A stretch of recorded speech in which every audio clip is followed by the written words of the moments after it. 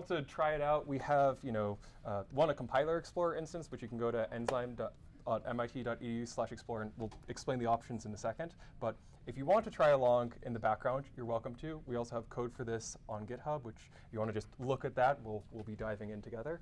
But yeah, so for the C++ side of things, we have a Docker container that recently was misbehaving, so that may not actually be happy right now. Compiler Explorer instance, and of course, installing from source or your favorite package manager, be it SPAC or Homebrew or whatever else. For the Julia side of things, you can add it the usual way that Julia packages are added, and we have various instructions for that there. So without further ado, we're going to sort of do this as a dual sort of combination thing. So we're going to talk a little bit about like some of the enzyme theory, and then follow that up with some of the particular usage examples of it. And unfortunately, there's more features that we can cover, so we're going to leave a little bit of that as well for after the fact. So to begin with, just talking briefly about existing AD pipelines. Typically, you'd have your origin language like C++. You'd have a source code for a program inside of that language. It would go down to that language again, and then go through the typical compiler pipeline. So the usual sort of way that we give an enzyme talk is to have this vector normalized example, and you might be right in guessing that we're going to actually cover that as a demo in a second, but let's at least talk about the theory of it right now. So the basic gist is we have an n² function here. The output of I equals the input of I divided by the magnitude. Since the magnitude function itself runs in O of n time, the total runtime of this function is O of n². Now, compiler optimizations are great, and they can actually deduce, in this case, that we can hoist the call to the magnitude function outside the loop, and in doing so, reduce the total runtime of the function into O of n. And the sort of nice thing, need to be louder? OK. The sort of nice thing about this in particular is because we work inside the compiler, we can choose to run automatic differentiation after this really nice compiler optimization. So in terms of how reverse mode AD works, we have our original function, and the reverse mode AD basically runs the mirrored computation, computing the derivatives along the way. So because we ran that optimization first, we have the magnitude function outside the loop, and then we have the gradient magnitude function also outside the loop, giving us a total runtime of O of n for the derivative. Now, if you had to be one of those existing AD tools, or alternatively, you just wanted to run all of your optimizations after the fact, even still with Enzyme, you would have first the gradient magnitude function inside the loop, but you would soon learn that you're very sad in terms of performance, because that gradient magnitude function isn't actually able to be moved outside the loop, because it creates a temporary variable inside of the derivative for loop itself that prevents it from being able to be hoisted down. And the sort of rough gist of this in terms of why it's particularly useful is that by working in the compiler, we can differentiate after optimization and potentially get substantially faster derivative code. So as I mentioned before, one of the key points of Enzyme is we can work inside the compiler. That lets us interleave alongside and interoperate with those optimizations.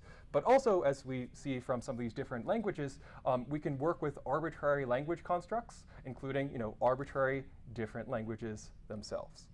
So let's actually go ahead and try it out. So we're going to go first with two very simple tests. The actual code for this is on the GitHub as shown above. The first thing that we're going to do is we're going to just try to get it to work and see what happens. So I have this pre-downloaded and have recently rewritten it to be local rather than Docker, because Docker was slightly misbehaving on my system. So inside of this, we have a makefile. We have a square.c. The gist of the makefile here is we have the call to Clang. We choose to run optimizations. Then we load the plugin for Enzyme. And what's really nice about this Clang enzyme, as opposed to a couple of other approaches, is it directly injects the enzyme pass inside of the optimization procedure. So it'll run after some pre-processing optimizations in the middle, and then run Enzyme in the various post-processing optimizations. What, sorry? Could you make the font? Oh, yeah, I can definitely do that. Yeah. Right now, this is on Clang 12 because there's some little bit of wonkiness with respect to if you want to use the old versus the new pass manager, and specifics with respect to opaque pointers. And there's extra flags that will enable you to do this, but Clang 12 has none of these things on by default. And to minimize having to talk about those special flags, which are described on the website, I chose Clang 12 as the particular one to build against. Again, here, we work right now on LLVMs 7 through roughly mainline, and thus you can pick whatever LLVM floats your boat. we can actually go ahead and now look at the particulars of how we differentiate. So we have a very simple function square, which returns x squared. And we have a function declaration here, enzyme autodiff, which will do the reverse mode automatic differentiation.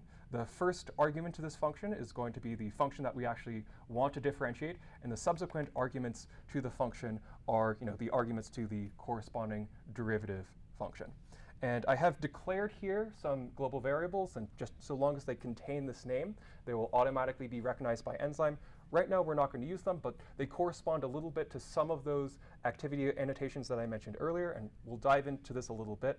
We have enzyme const, saying that we don't want to differentiate with respect to it, enzyme dupe, and we also have an extension of it, enzyme dupe no need, as alluded to earlier, and enzyme out, which is, again, we'll get to what all of these mean in a second. Nevertheless, we have our enzyme autodiff call right here. We pass in as the first argument to that function, the function we want to differentiate, and following it, we have the arg that we actually care about. And because we actually want to see that it's working, and hopefully I compiled a version that is, we get the corresponding derivative out of it. So we go ahead, make clean, just because. We run make.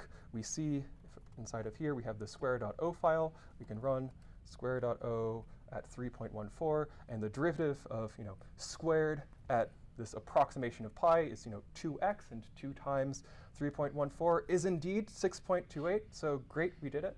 And again, you can plug this into the Enzyme Compiler Explorer and just run it live similarly in the background. Second of these that I alluded to earlier is let's actually check out that norm example. And I ran it on this system slightly earlier, and it's going to take a really long time, like on the approximate of 400 seconds. And because I don't feel like waiting 400 seconds, I'm just going to wait for more than like 10 seconds to show that it might run long if you do the optimizations first. Yeah, and we run the optimizations first. But nevertheless, we can go inside of the norm case. We can see what's happening here. So norm.c, as we sort of saw earlier, we have that magnitude function. Here I'm doing like the linear out of it, still O of n, which is the gist. We have the actual normalized function itself.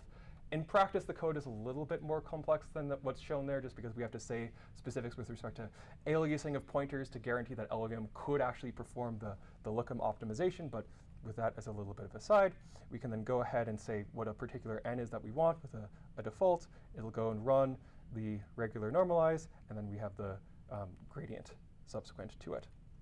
So we can now look at the makefile that I've created for this to explicitly, as opposed to doing the nice thing, which is to run after optimization, sometimes run after optimization, sometimes run before optimization. So the very first thing that we're going to do is we're going to take Clang and we're going to say don't run any optimizations at all, and emit that for us as an unoptimized version of it, .ll. Then we're going to go ahead and using opt, which is LLVM's internal optimization tool for just running passes, say we're going to run the enzyme pass, and then we're going to run O2. Alternatively, again, we can do the other end of that, like we saw in the slides. We can run O2, then optimization. And for both of these, we can choose to run a subsequent round of optimization as well, just to clean up anything that enzyme or whatever else might have created. And then we can go ahead and run this at a particular input. So we're going to go ahead and make it, and it's going to call stuff. And I have a debug build of enzyme that from earlier. And we can go ahead and say, what happens if we run norm, running enzyme first, and let's put some time on it, and wait, clearly more than a second. From earlier, when we ran it, it'd take 400 seconds, and I don't feel like we need to wait here for 400 seconds. So we're just going to pause here and say, we waited at least 12 seconds. We can now do the inverse of that. So we can do norm O2 enzyme. And look, it actually finished in a reasonable amount of time as opposed to taking indefinitely. So we've now experimentally validated the hypothesis that we had discussed earlier. And with that as a further ado, let's talk about a little bit more theory, and then we can dive into more.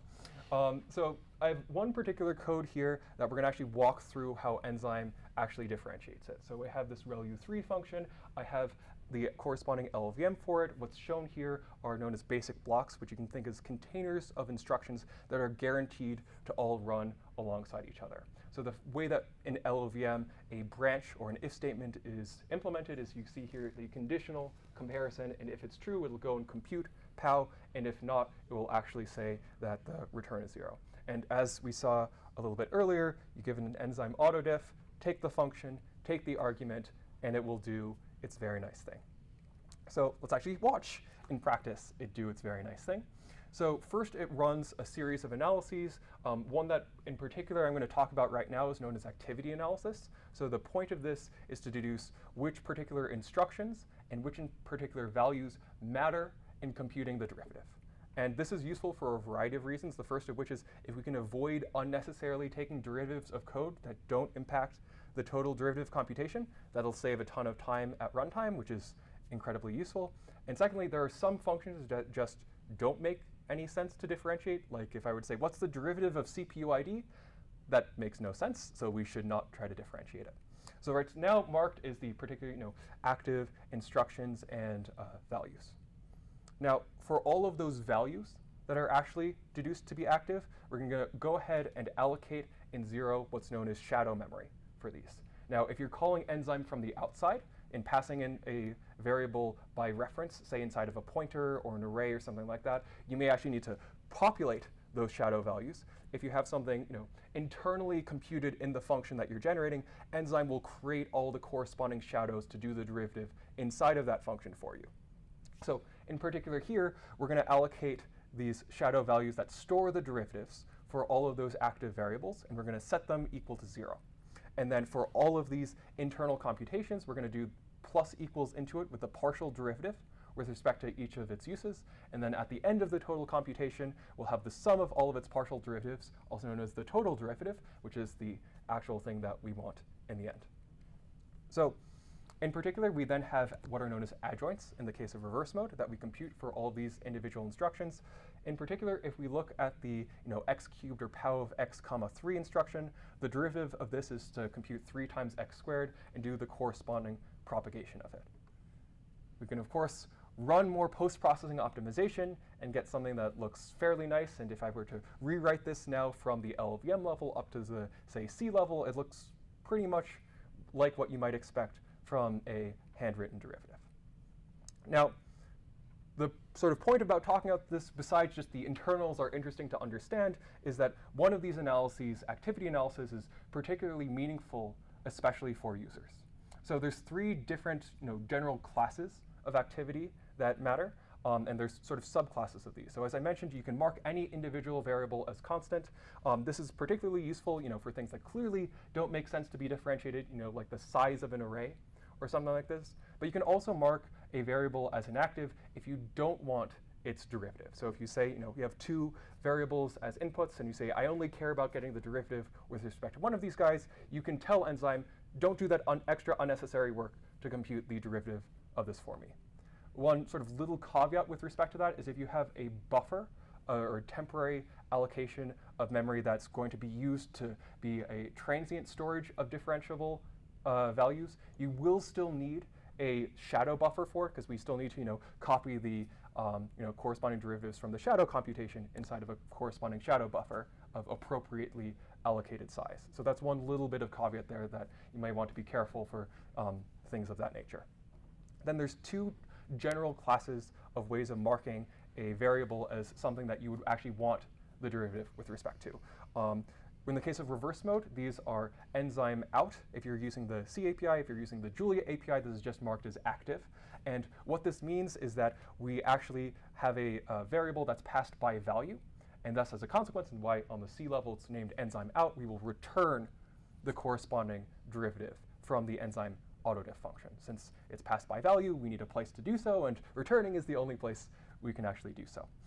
Typically, things of this nature are floats or doubles, or maybe complexes of floats or doubles, but almost nothing else. And if you end up with something that's sort of a combo, you can always wrap it in, a pointer or some temporary allocation to pass it by reference, at which point we have the second of these different modes, which is known as a duplicated input.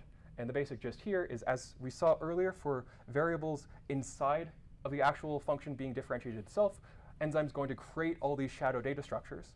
But if you have a data structure that's passed to enzyme, it can't create that shadow data structure for you because it has no idea how it was created to begin with. So you need to pass it a corresponding shadow data structure to store those derivative values inside of. And again, there's a couple of different variations of this. The most common one is just a regular duplicated. There's also duplicated no need, which says I only want the corresponding derivative of this. I don't care about the actual original return value of it. On the Julia level, there's also sort of modifications to this for batch mode, where you might want to pass in several different shadows. And we'll get a little bit into what batch mode means later. But in essence, there's these three general categories. One other sort of little caveat with this, these three categories apply to reverse mode. If you're doing forward mode, you only need to care about two categories, the constant ones and the duplicated ones. Since for forward mode, we just always return directly, there's no need for the specific active or output variable for it. You'll just still get the regular return as duplicated. So we've got some more things that we can go play around with and see this in practice.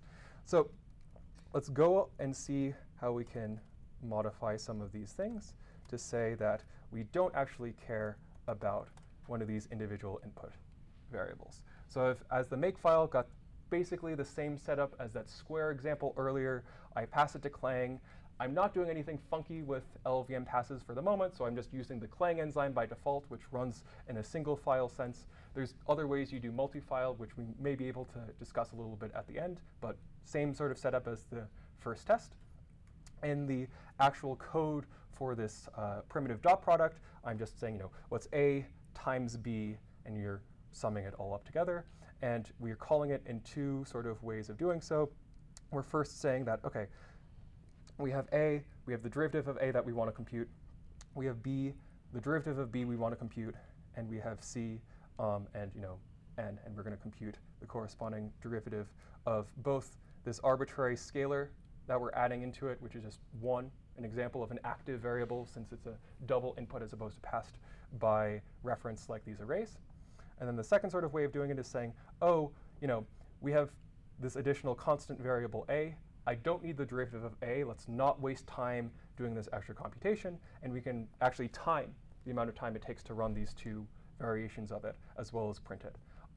Also, like I mentioned earlier, we're going to plus equals, in the case of reverse mode, into these various things. So if I want to actually get the corresponding derivatives, then I need to go ahead and zero initialize those derivative inputs, because I'm going to have the derivative plus equaled into it.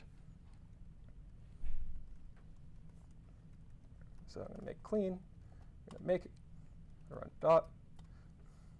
And there we go. We have the one actually just doing both of these arrays, and it's actually computing something for A primed. And then it runs in, say, 0.6 seconds. We have the one now with the constant A, as we explicitly specified earlier. We still have the 0 that we had to begin with, because we set it to 0 to begin with. And then it runs in roughly half the time, because it's doing roughly half the work. So we get a little bit of a speed up there. You've got two other particular examples. And this is sort of set up to explicitly not compile in certain senses. But we've got this crazy function here, inverse square root. If you're going to try to compile it, there's all these crazy bit hacks. And Enzyme does support various bit hacks. It doesn't support this combination of bit hacks. It will yell at you, what are you doing here? Is this a float? Is this an int? How do I differentiate this weird shift in multiplication? And it will correspondingly yell at you about that. So rather than having Enzyme yell at you that it cannot differentiate this function, which is the sort of nicest way of defining a custom derivative, because you couldn't get the derivative otherwise, we can specify in the sort of C-style API, and there's different APIs for different languages. We'll talk about the Julia one when we get to that section, and we can register the corresponding custom derivative for it. And the basic way that this works is you have an augmented forward pass that returns first an optional data structure that preserves any data that you need to be able to compute the reverse pass. In this case, you don't need to preserve any additional data, since you'll always get by value the original inputs. If, however, I had a function here that passed a pointer, and then I had overwritten that pointer in some sort of way, and I needed that original version of it, I might want to allocate some memory, store into it, and then I would have that pass as the last arg here. The corresponding reverse pass to this function, it returns the derivative in the same sort of calling convention as we had earlier. So if we have multiple arguments, then this becomes like a tuple equivalent of all the active variables to be returned, and it'll do in place for all of the duplicated arguments, so pointer-like things. We have the original inputs, and if we had shadows, we would also have the shadow inputs for both of these things, but they're all active or output variables, so there's no shadow needed at this point. And we also have the derivative of the return that we actually go ahead and propagate.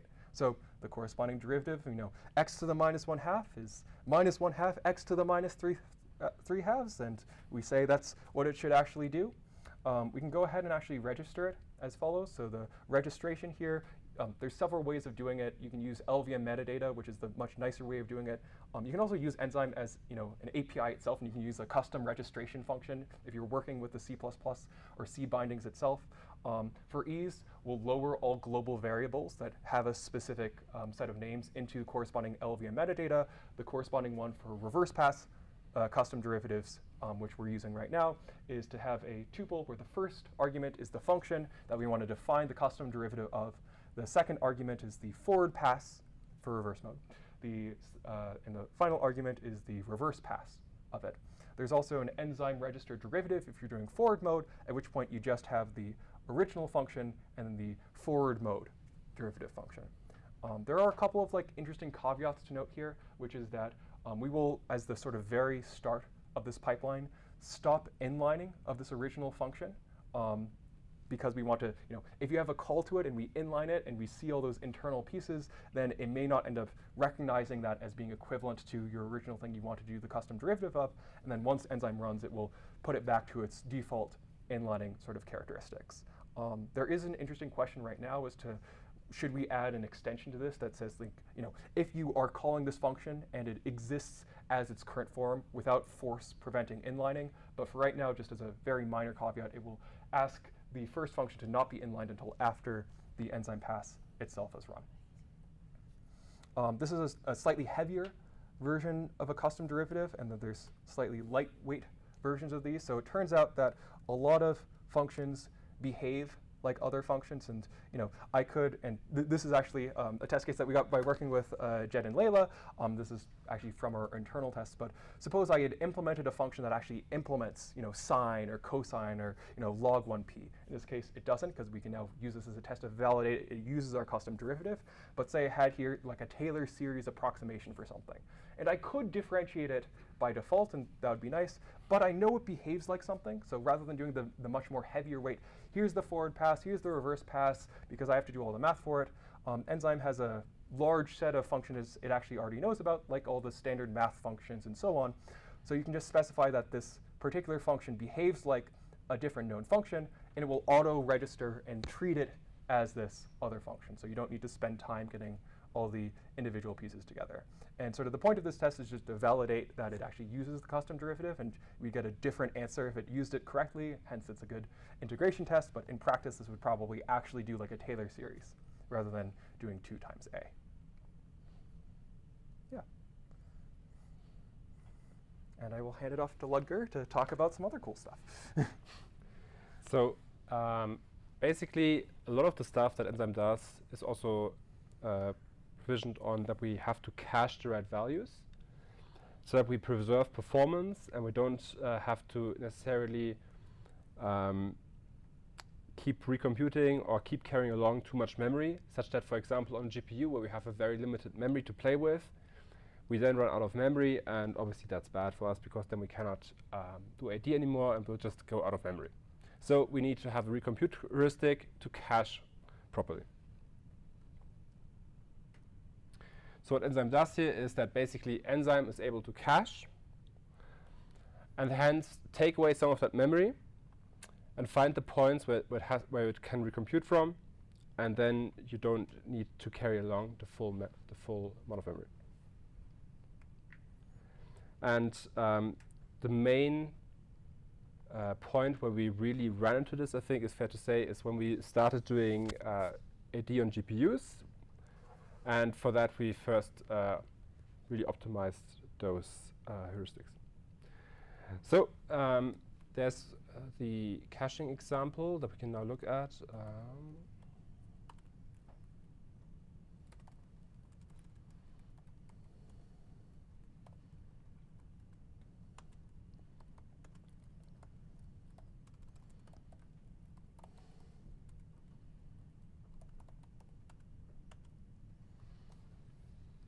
Right, so I think the make file is pretty standard. There are a couple of sort of nice things here that I'll also point out. So there's this -rpass equals enzyme, which says do some performance prints that will say, hey, I have to cache this because of this particular reason.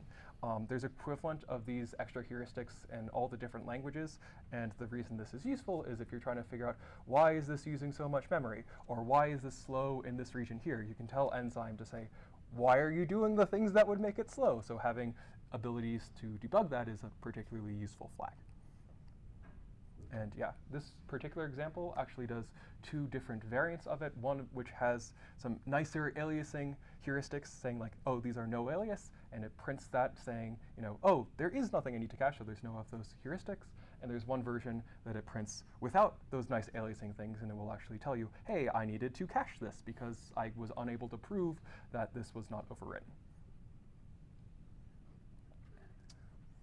So basically, in here we have a square copy, where basically either we have the no alias, and then in the second pass of the make file we say we want to use the alias. And basically that jumps between the two functions, and yeah, that basically goes to show the difference. And if we execute this now, I think we should first run make and make clean. But yeah. Yeah, we should definitely. Here I can.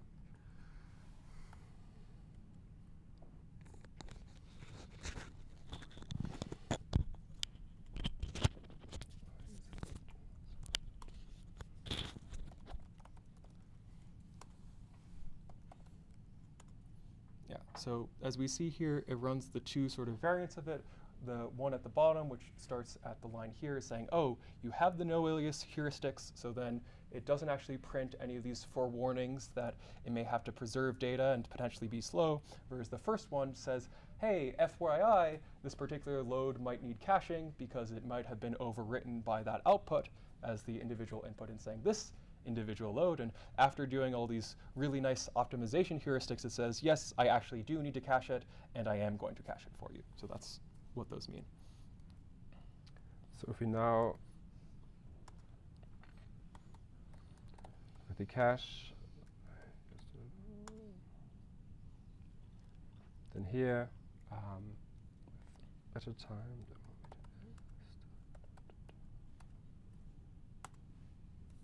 Yeah. So yep. It was slower because it had to store all this extra data, and thus, as a consequence, ran like that.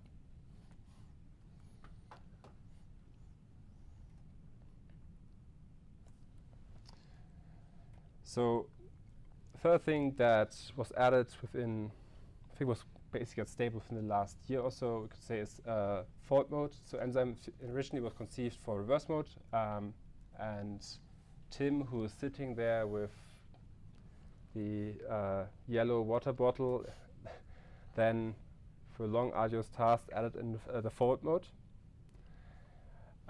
Basically, both are good for their own kind of computation. So forward mode in general is often used for vector to singular values.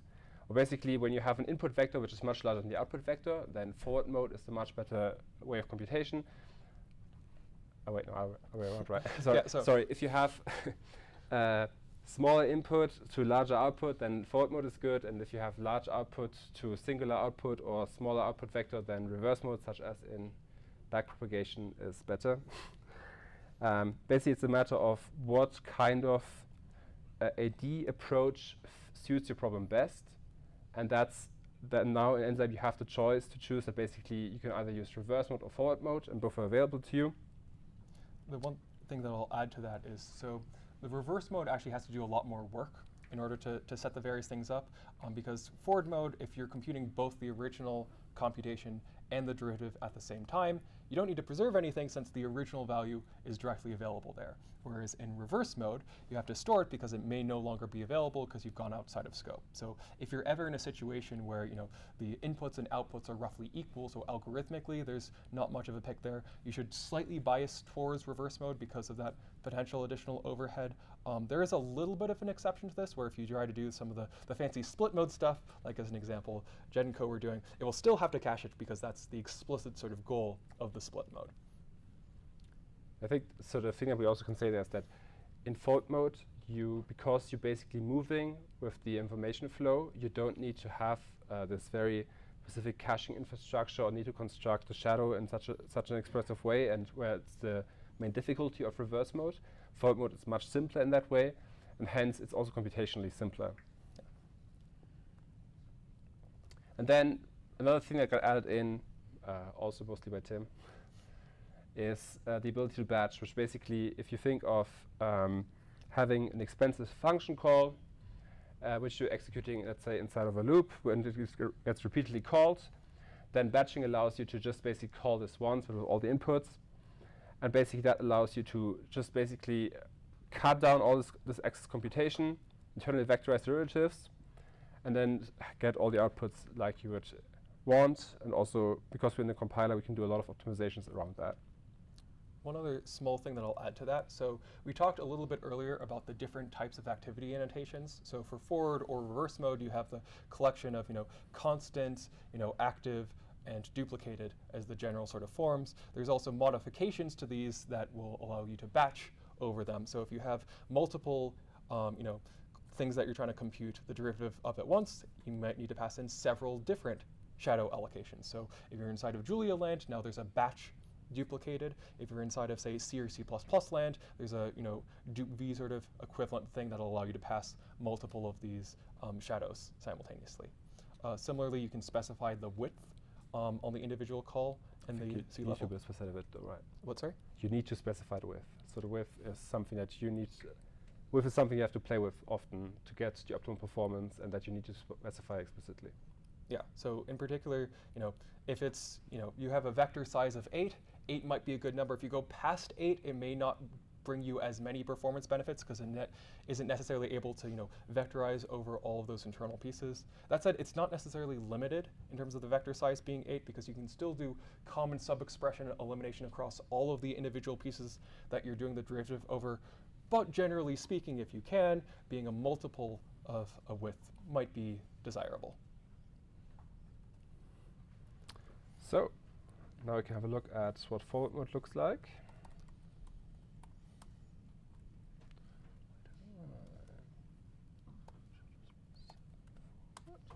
Go. Clean.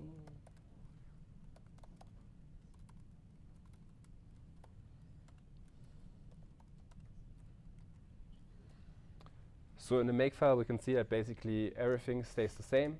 As obviously you don't pass in the rpass because we don't have that heavy caching here, so there would be no remarks which could help you in a way because you're not doing that in that instance.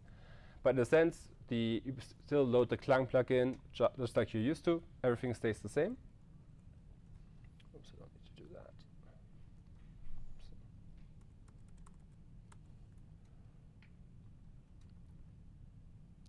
Okay, sorry. Weird Vim bindings. Yeah. Then basically, the way you import the forward differentiation is similarly to the reverse diff. So basically say enzyme forward diff, pass in the void, and then if you give in your function, and then you just have to be clear that you're taking the gradients with respect to the ones you want, and then you can have the forward mode here. Basically, similarly to reverse diff. Yeah. One other sort of thing that I'll add here, which is slightly different from the reverse mode side. So if you remember, we had to zero initialize all of those potential variables that we want to get that return derivative of. You don't need to do that here. It will just do a direct store rather than the plus equals into it.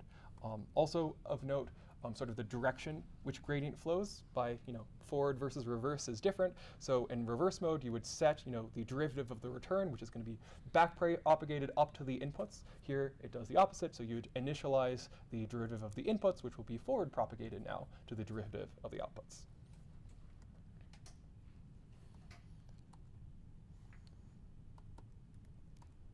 I mean, this will not do much, but sorry. Yeah. Sorry about that. Yeah, and it returns what we expect it to return. Then if we now do the batch mode, then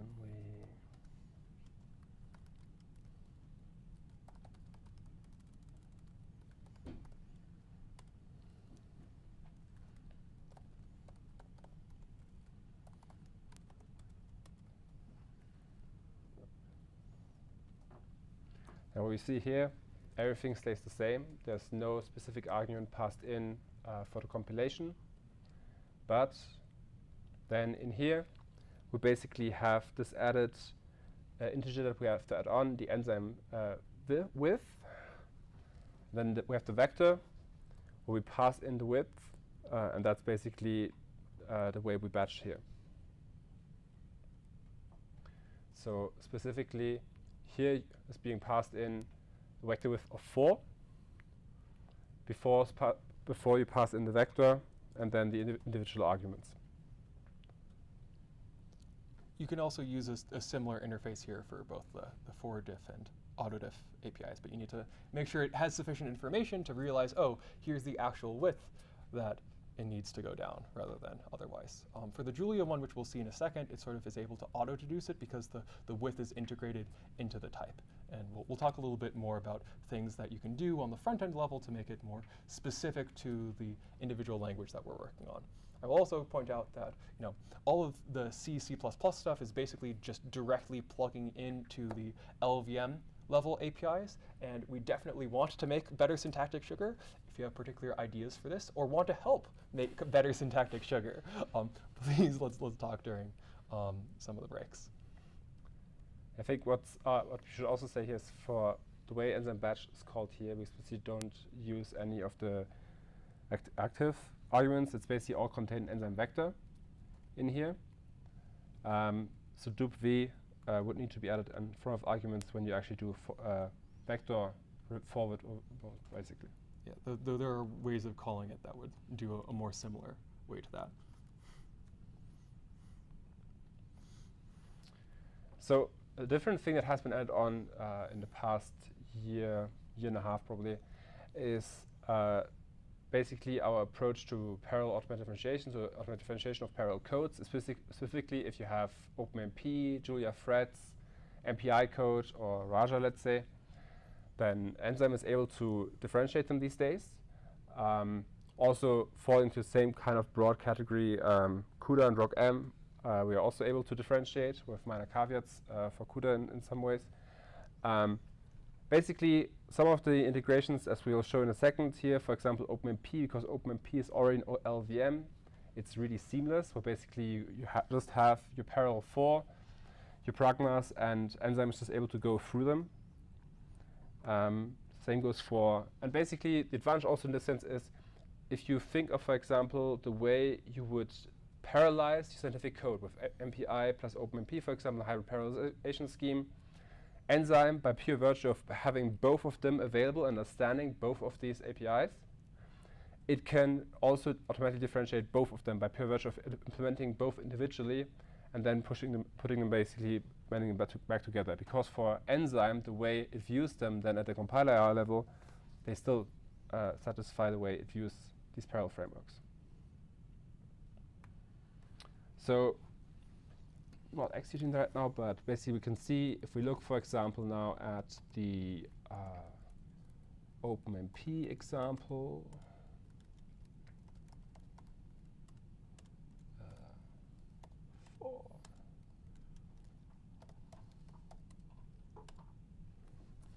then obviously including the OpenMP headers, but basically we just have the typical pragma way of our function here with the OpenMP parallel 4, and no further annotations needed here for Enzyme, and then you can just use Enzyme the way you're used to it with the normal autodiff call,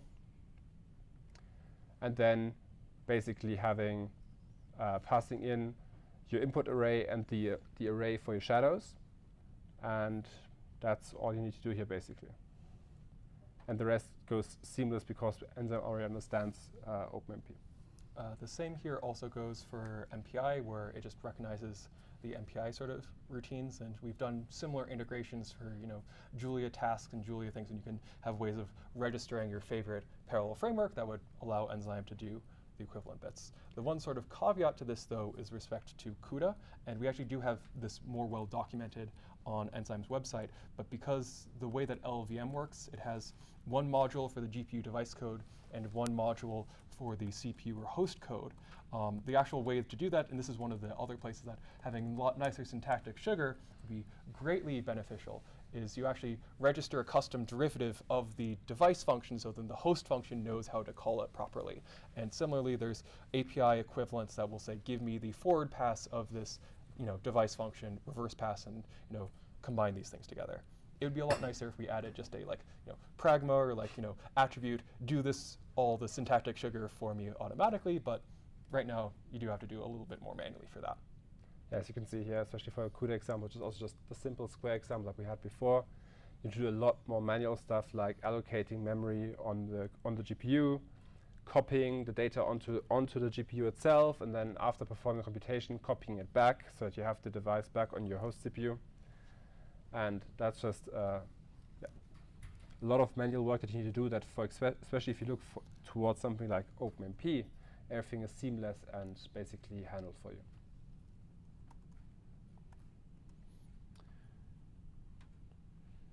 Yeah, and one main example of a language binding of Enzyme is Enzyme.jl for Julia, where basically it builds on GPU-compiler.jl and off of that compilation infrastructure, and it basically exposes, I think, pretty much all of the Enzyme features these days. And basically, basically, the gist here is the syntax that we showed before. It can function, but in whatever language that you're in, there's more natural ways to use the syntax to be able to produce things. Unfortunately, by sort of extending Enzyme a little bit to have this nicer syntax inside of the Julia package, Enzyme.jl, we can write things in a way that's a little bit more natural to an individual Julia user. So we can actually go ahead and try it out. And please forgive the fact that my Julia binary is in a really weird folder, and apparently my terminal has died. If we ignore the fact that my terminal has died, yeah. So again, here, you'd install Enzyme the way that usual Enzyme packages are installed. You can import it just as a seemingly regular Julia package. We can define special things like we can say, f of x equals x times x, very similar to the squared variant that we had earlier. And the sort of more main variations of it, we now sort of have a slightly different ABI, but I'll show the one that's currently available. So we can say autodiff on reverse mode. We're going to do f, and we're going to say active at that same 3.14, and it will think for a second because it needs to precompile, and I have a really weird set of binaries set up right now. But if we ignore that for the moment and pretend like I'm not on a dev build of everything ever, this is how you would go ahead, and it will return for you the 6.28. And then running it again, it doesn't have to do all that weird dev build compile setup because the nice things of JITs. Yeah, but I think what we want to show here is also, if you now just pass in the value without this activity annotation, then then it will not do anything. And the point here is that what Enzyme.jl usually assumes is that basically this value is the same as enzyme const on the C++ API, where basically it does not differentiate it, and hence it will just return nothing back to you. Yeah. A couple of other sort of things to discuss here, because this is actually more similar to how you'd use batch mode on the corresponding other C and C++ APIs than the sort of more scalar versus vector one there.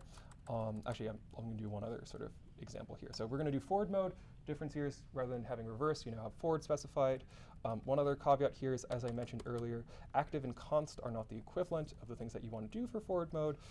You have to use duplicated. We may want to change that to a dual because that's more sort of Julian, but again, right now it's sort of like that, and it returns it as such. Again, you can do batch mode, and as I mentioned, it sort of uses a more Julian style variant of it, so I might get the API slightly wrong, so please forgive me. We're going to now do it with like those two sort of input variants of it, and now we have the two derivatives of it that it took at those two individual points in input space. And again, similarly, you can do the corresponding setups. As Valentin mentioned earlier in response to a different question, you can also pass generalized thunks. So the way that you would do it is if you had some capturing function here, that you didn't want to differentiate with respect to the variables captured, pass it in. Its default, like for the other variable, is const. If it wasn't, if it was something you wanted to differentiate with respect to, you can make the function duplicated here, and then it would consider it as a differential variable like the other one.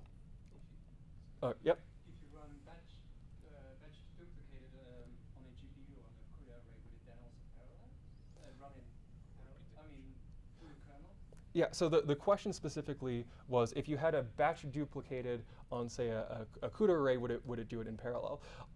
And it won't add additional parallelization right now on the batch axis. In essence, right now, it's sort of, you can imagine doing a for loop or an unrolling to just run the two sort of individual pieces next to each other.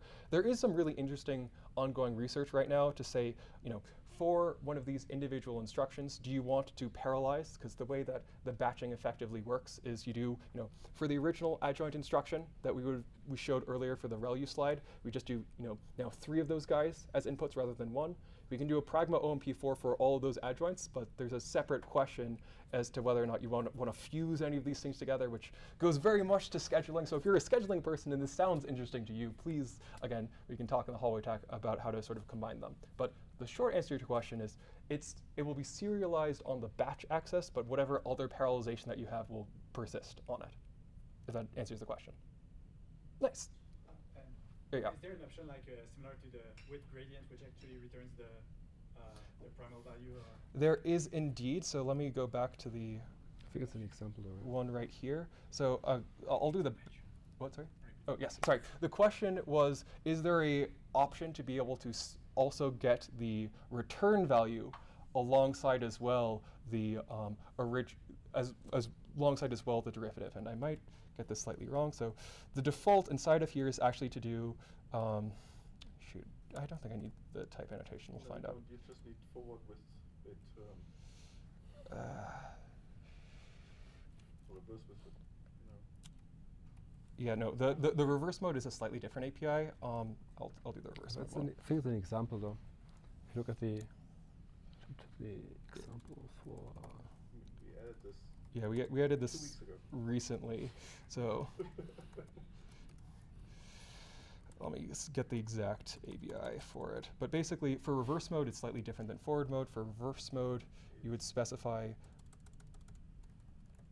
reverse here, and I'm going to ignore the batch one for a second. And you'd say true, and there's another true for a different thing, then I'm going to get them wrong. Just use the whole thing. Just do reverse tab. See what option. Wait, yeah, we did add that as a nice sort of thing. So reverse. Because nobody can remind this. Great. Yes. Yeah, reverse with primal. There you go. And as the last argument there. So what's returned here, sort of more generally in the Julia style APIs, this is a tuple of all of the actives. So if I had a function here that took more arguments, like if I had, g of a comma b equals a times b, and I have the same thing here, and then it said, active of 3 or something like that. Yes.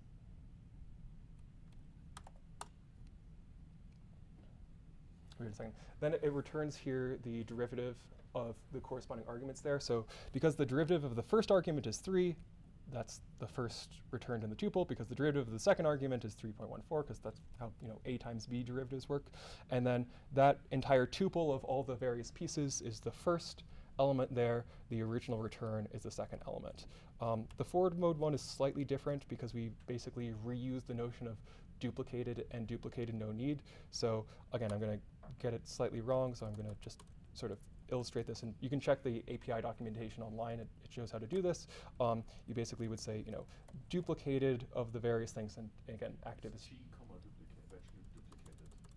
Yeah, that's right. The return type is the first. Yes, batch.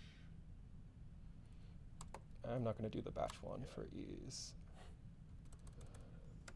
Duplicated. 3.14, 1. 1 point.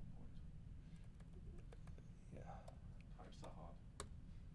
Yeah, and then now it returns both the original return value as well as the other one there.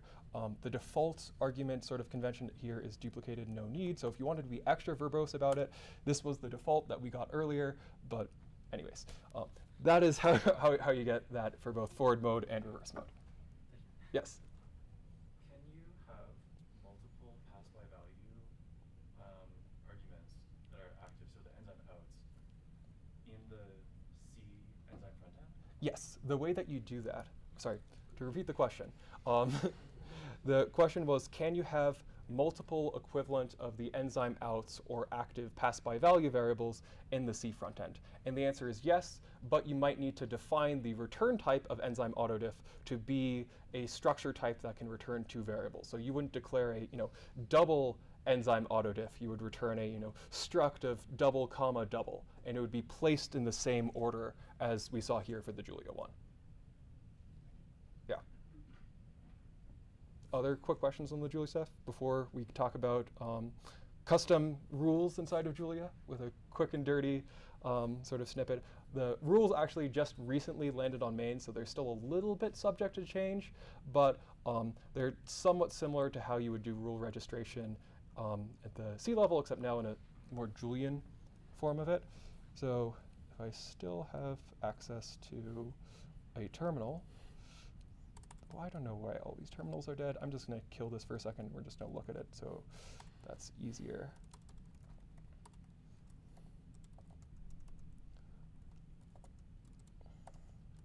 So let's see inside of here.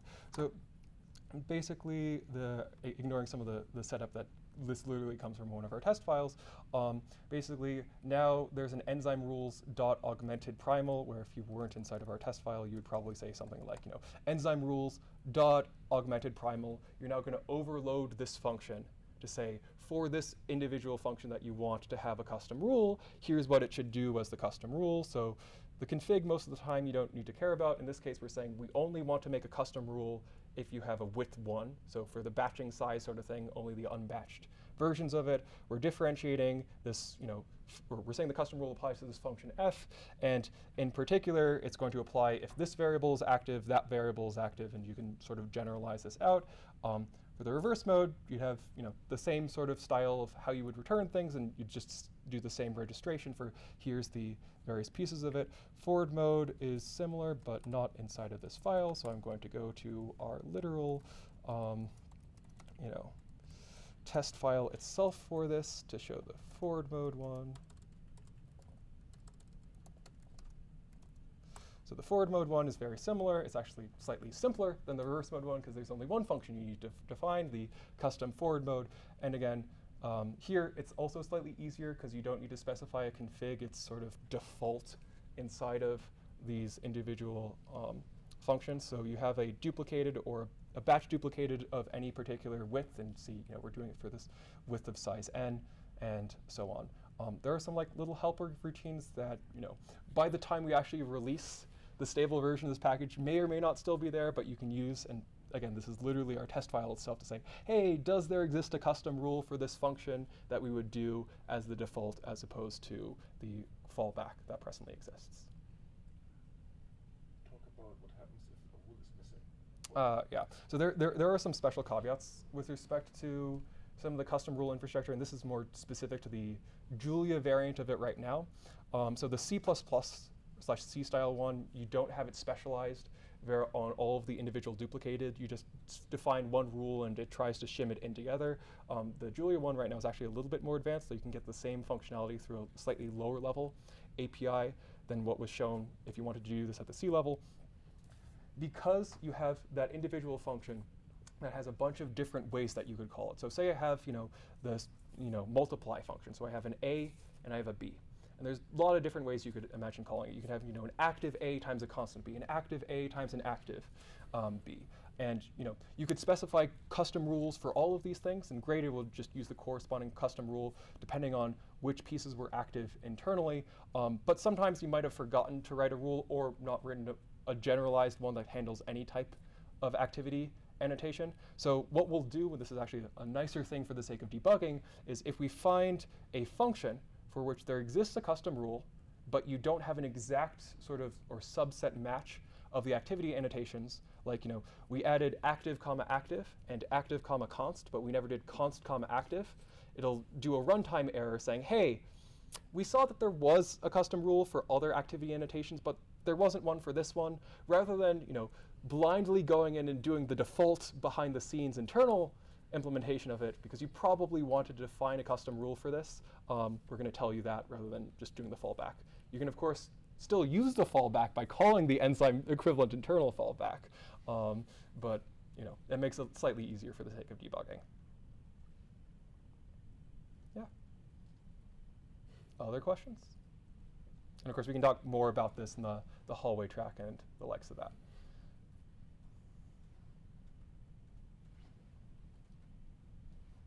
Yeah. Cool. I think it was the last slide. Yeah. Yeah. Around backup slides. Cool. Well, thank you so much. And That's Jan Yeah. asking a question. Oh. Just with the activity, so activity analysis is not in, it is. Yeah, so Enzyme is still running an internal activity analysis that sort of like communicates with the what rules are defined level. So if there is, like, in the sake of the active one, you can always actually fall back to one where, there's fewer consts there, which, this is why we can interprocedurally decide what, makes the most sense for the different pieces. Cool. I think Jan's got a question. Oh, yeah. Yeah, that goes back to the C++ stuff actually. So you had to define all these extern int, Yeah. enzyme do, you underscore, all these Yeah. scary looking things. Is there a reason that you don't have like an enzyme.h that people can include that defines all of these things for you?